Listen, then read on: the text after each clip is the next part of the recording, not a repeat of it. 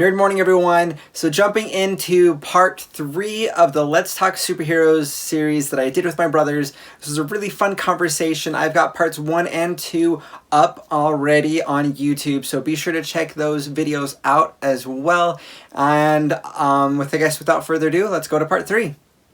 It's fantastic. Anyways, oh gosh, we totally shifted off. The two favorites are Back to two. right, Okay. Wonder Woman and Catwoman.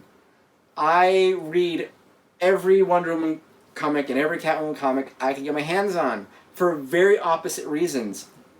Wonder Woman, she is a character. On one side, she's like, you're a mega supervillain, or like Batman and Superman are like, oh, we'll just throw you in prison, and that's how they deal with them. She's just sometimes, one side of her is like, off with the head, like boom, problem solved. Like, Yeah, it's like you have to Especially early on. You have Yes. to read like Um, Wonder Woman solo comics to get a little bit of the off with your head part.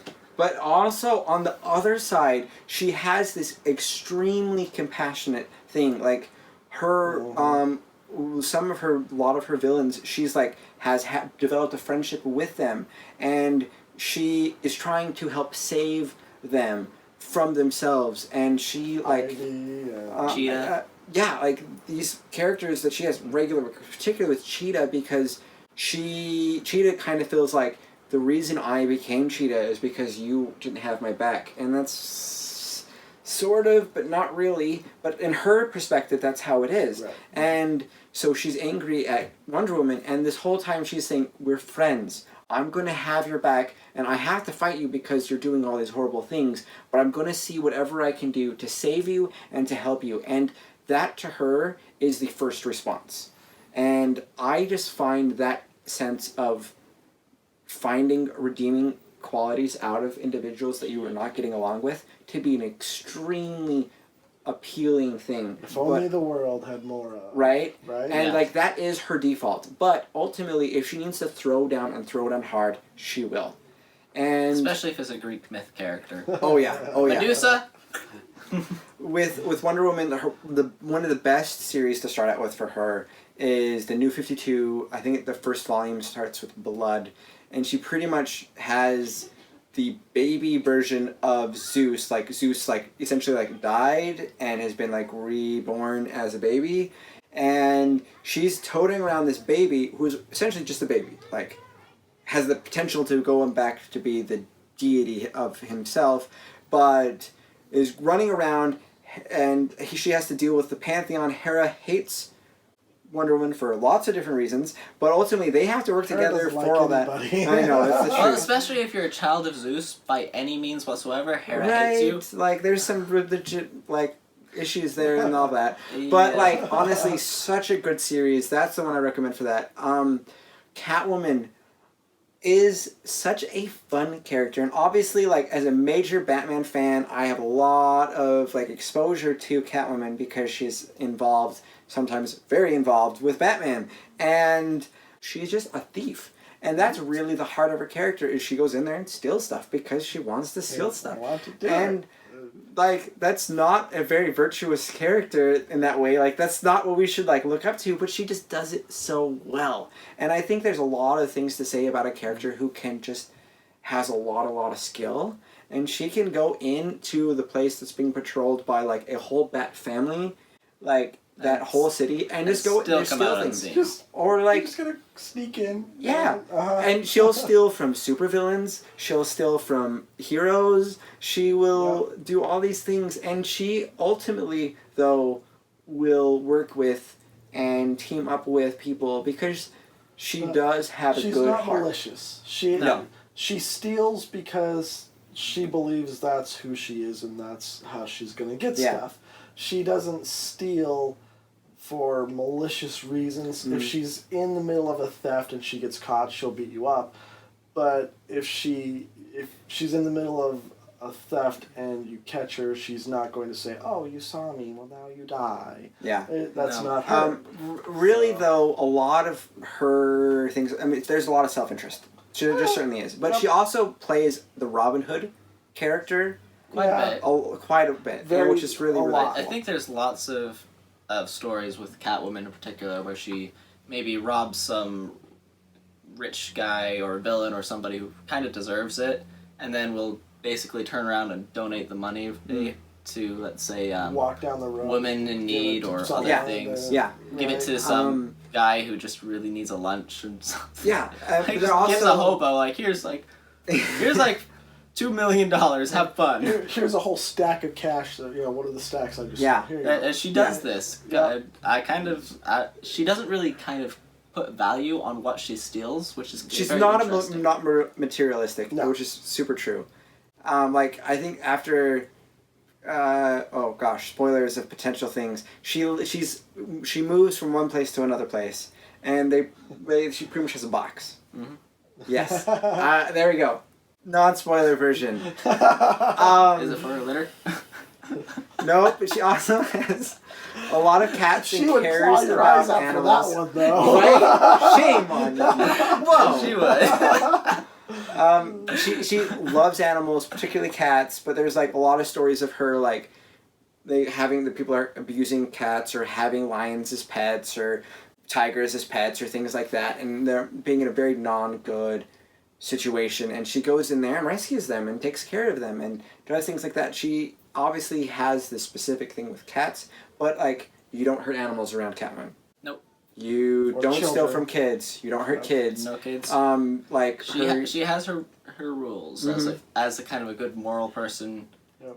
So, If you're a rich person and you be mean to kitties or children, expect to be stolen from. To be right? robbed. And there's a bit of that white knight aspect. to well, her. yeah, I mean, she does have stories where she's maybe working with a group of villains, finds out a bit more about the villain's plan and how it's going to maybe wipe out this children's hospital on the path to kill Major Superman, double cross. and she'll double cross them. Yeah. Yeah. Yeah. It's just a super character. Super cool character. Well, we've kind of hit a whole bunch of the we've got characters. a lot. A lot of good stuff there. Why do you guys feel like superheroes have become so popular, particularly in the last maybe couple of decades? And why do you guys think that they're important? Well, superheroes are always something that we can look up to, Mm-hmm. and everybody likes to have a hero. Mm-hmm. Everybody likes to have something that they can look up to and aspire to. If you don't have heroes, sometimes you just kind of keep on looking down at what's average around you. You don't make a leap and jump for something that is slightly unobtainable without having kind of an example of something to go for. Okay. And even though superheroes can be an unrealistic standard, I mean, you can't jump out a window and go up and away and fly around, but maybe it inspired somebody to get a pilot's license. Mm-hmm. That could have been because of Superman. We all kind of have this, like, I want to be able to fly. Right. I want, like, what would it be like to have abilities and powers? I mean, we do that since we are 2 years old. You know, we have this almost innately in ourselves. We dream about flying and having these type of experiences. They are, I think, part of the human experience and the human spirit. Yeah. I would say the most recent interest in superheroes probably started with Batman Begins. Mm-hmm. I think that'd be fair. There's Well, it definitely was a revival of resurgent some kind. spot, and then soon after was Iron Man, and the combination of those two, this version of Batman, his growth. It's very much a coming of age story for Bruce in this version. Batman of Begins is fantastic. And it's especially the famous line, "It's not who you are underneath; it's what you do that defines you." Following right behind is Iron Man, who does. Mm-hmm. You know, he sees there's a problem, and part of it's my fault, or at least something I should have responsibility over. Yeah. Okay, I'm gonna fix it. A little bit of that gave some more spark, gave some more fanning of the flames of interest for the superheroes, and those are some of those components that we want, we see. I don't believe anybody is completely horrible. You know, there's always It's not a little black and white thing that we sometimes see. People aren't black and white, and everyone inside of them wants to have that superhero moment. Everyone does. Yeah. And hopefully that can inspire you to do your own good things. Yeah. You can be a hero to anyone for saying hi. I had that experience one time where just having a bad day. Someone said hi to me, how you doing? You know, thanks for what you're doing. And Changed everything. I felt much better after that. Yeah. And it was a great thing, and I looked up to that person after that. Yeah. So I think that in the world that we live in, we see a lot of examples of either political leaders or other type of individuals who essentially are put into a place of power and ability. And like, I'm not trying to go into politics here. That's not like where I'm going, but like that we see, and they are the ones that could be our heroes that we can look up to and say, this guy has the ability to do great things and then doesn't. And we see that sometimes. And seeing somebody who's in a position of power and doing something good for the people around them with that power is something that I really like or relate to, connect to, and have a lot of value in. It's and very inspiring. Yeah. And also, like, I think that we want to be able to see us being able to have power. And so in some ways we want to see other people who we look up to, who has those abilities, those strengths, those powers, and we look up to them.